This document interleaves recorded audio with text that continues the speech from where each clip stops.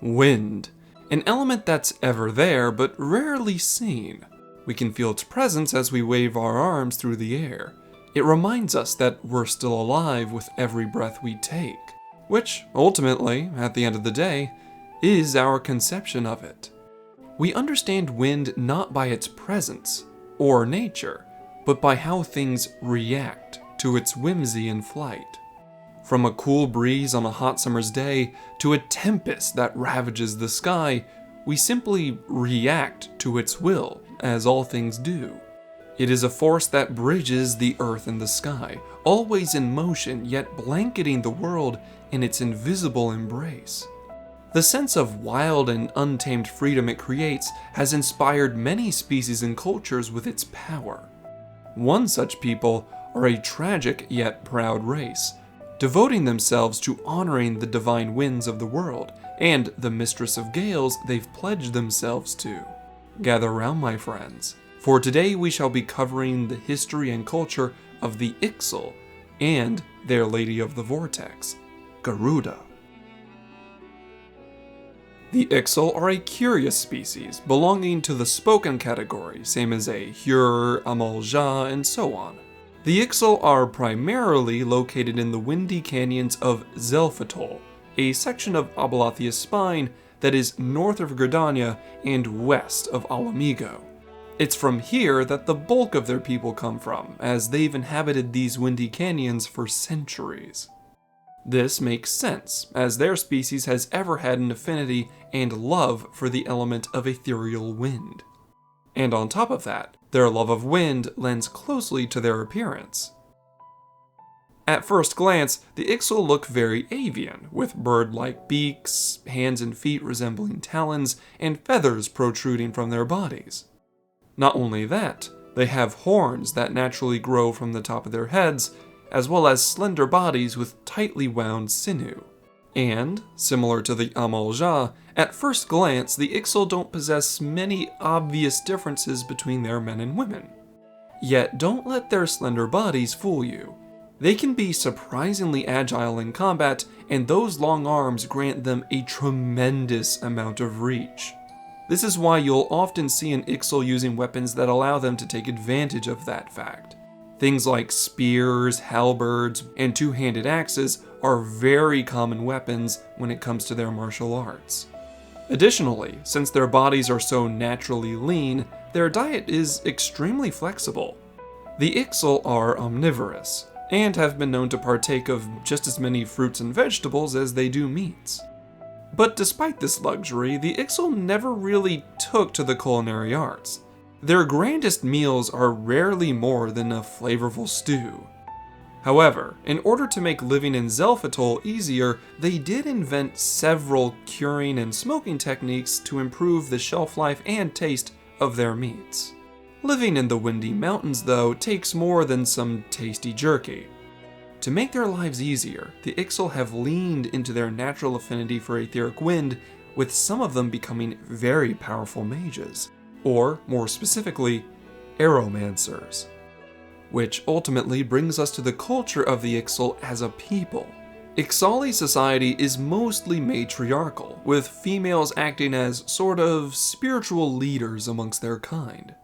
The reason for this is because they see themselves in an almost perpetual holy crusade against the land dwellers.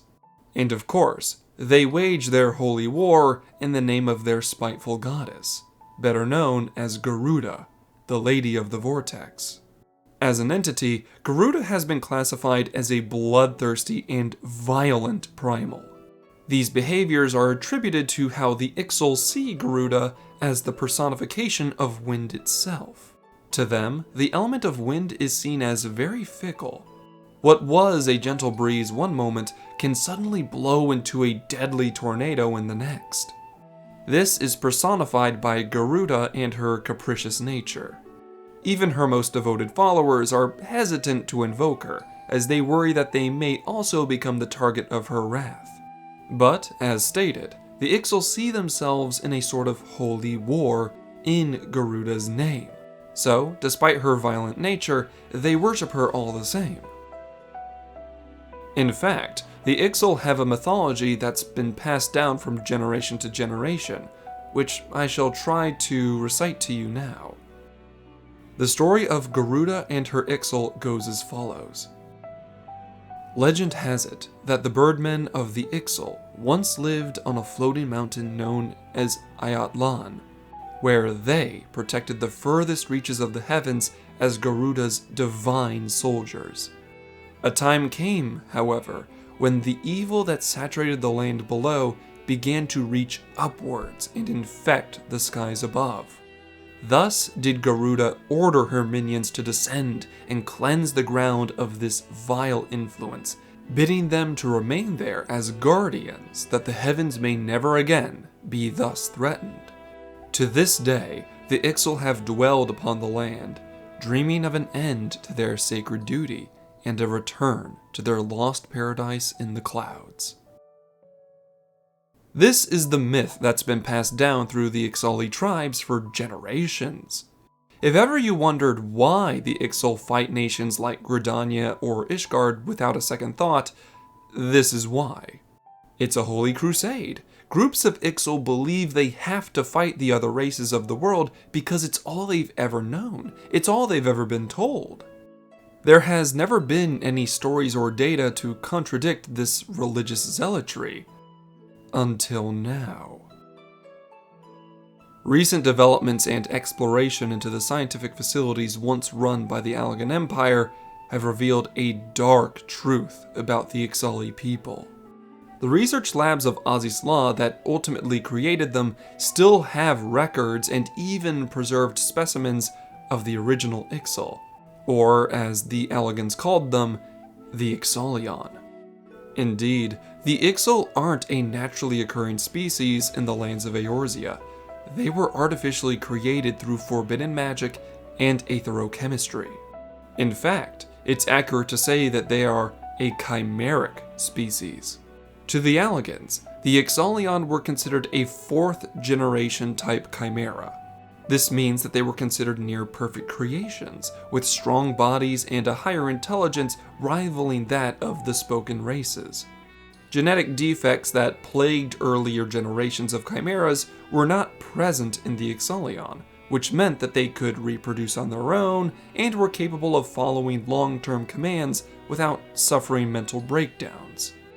Exactly what kind of research was done to make such creatures is entirely unknown. Some have theorized that the Ixalion were created from extensive gene manipulation, while others think that an entire beast tribe may have been kidnapped and had their biology toyed with in order to make the creatures we see now. No matter the case, such experimentation would never be considered ethical in the 7th astral era. Understanding the creation of the Ixalion is important to understand the Ixal for one simple reason. You can still see traces of their original Allagan functions in their modern society. It's uncanny, because the Ixalion were created to serve in what the Allagans called the Garuda Airborne Division, and the leader of this division was a female Allagan general.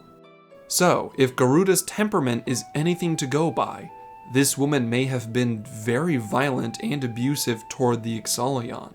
But since they were Allagan creations, they had no choice but to obey her. Records that I've been able to recover state that she used the Ixalion to attack and quell uprisings within the Allagan Empire. So, we have a violent woman ordering the Ixalion to attack and kill anyone that opposed her. I take it that the similarities between this and their creation myth isn't lost on you, because it was certainly eye-opening for many researchers, including myself. It's unknown when exactly the Ixalion got away from the Allagan Empire, but the 4th Umbral Calamity would make sure that their masters didn't survive to order them around for much longer. For more than 4,000 years, the Ixalion would learn to survive on their own, and thanks to their higher learning, they eventually created things like their own language, tools, and arts. But for all their freedom and social advancement, it would seem that their chimeric biology wasn't perfectly stable. Over the millennium, the Ixalion lost the wings that they were so proud of, eventually becoming the flightless Ixal we see them as today. However, losing their wings was traumatic for them, and they've done everything in their power to try and get closer to the sky once again. Which is why you see them harvesting so much lumber to create massive blimps and balloons. They simply want to feel the sensation of flight once more. But, as we've observed, while they were originally Allagan tools, they did eventually become their own people, with their own thoughts and desires over time. For example, things like their tribal crest, which is called the Eternal Winds, is believed to be of their own making. However, things like their social hierarchy are theorized to have been formed due to the original Allagan influence. The Ixal live in a sort of caste system, where bloodlines dictate which class you're in. These bloodlines also determine an Ixal's surname, so you can always tell their place in the pecking order by their last name. The top 10% of Ixal is what is called the Skyscent class. These are usually the leaders, and they have 4 bloodlines called the Namtol, Bamotol, Zillatol, and Huatotol. The class below the Skyscent is called the Galeborn, and they make up about 20% of all Ixal and are regarded as sort of managers and taskmasters.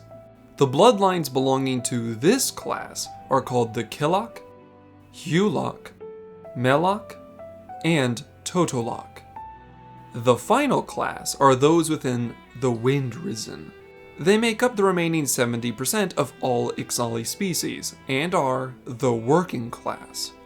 The members of these bloodlines are called the Katlan, Eduan, Autan, Kualan, Huizan, Toltan, Itzkan, and Mayan. But I'll let you in on a little secret. An easy way to remember their place is by memorizing the last few letters of their last names. If their last name ends with a sound TL, they're Skyscent. If the sound ends in an OC, they're Galeborn. And if it ends in an AN, they're Wind Risen.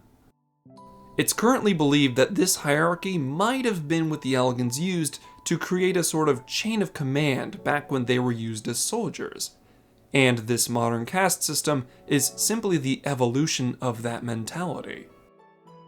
But that's just their last names. There's actually an entire ritual that involves their first names that seems to be unique to the Ixal with no obvious Allagan involvement. Their first name is determined by 2 factors: the direction the wind was blowing when they hatched, and if they're male or female. If the wind was northerly and they're a boy, then their name would be something like Tuzal. But if they were a girl, the name would have been Tutali. Not only that, but the wind's direction is also theorized to suggest what kind of personality that Ixal might have. A northerly wind suggests a cruel Ixal, meaning they will be ideal for things like combat. A southerly wind suggests a gentle Ixal, meaning that they might make for good teachers and trainers if they have any beasts on hand. An easterly wind suggests a hopeful Ixal, meaning that they're likely to be abstract thinkers. Lastly, a westerly wind suggests a cynical Ixal, meaning that they're usually more grounded and impressed by actions over ideals. So, as you can see, despite literally being made to be machines of war, the Ixal have come a long way from their time as the Ixalion. It's true that they don't have their prized wings anymore, something they wish they had more than anything. But that's likely just a flaw in their biology. They can't blame themselves for losing their wings. Just like they don't need to follow the orders of a spiteful goddess anymore. If anything, the history of the Ixalion proves that Garuda, as a wind goddess, never even existed in the first place. She was only ever a fantasy created by the Ixal to try and explain their traumatic origins. In truth, the Ixal are free. And some of them have truly taken that idea to heart. There are some Ixal that have broken away from the leadership of Xelphatol and have chosen to live much more peaceful lives. They care not for Garuda's hatred or the Ixali hierarchy. Their first and only love is the benevolent embrace of the sky and all that it offers. Even if the Holy Land of Ayatlan was just Azisla all along, then they will search the sky for a new promise, a new paradise from which to build their people's future.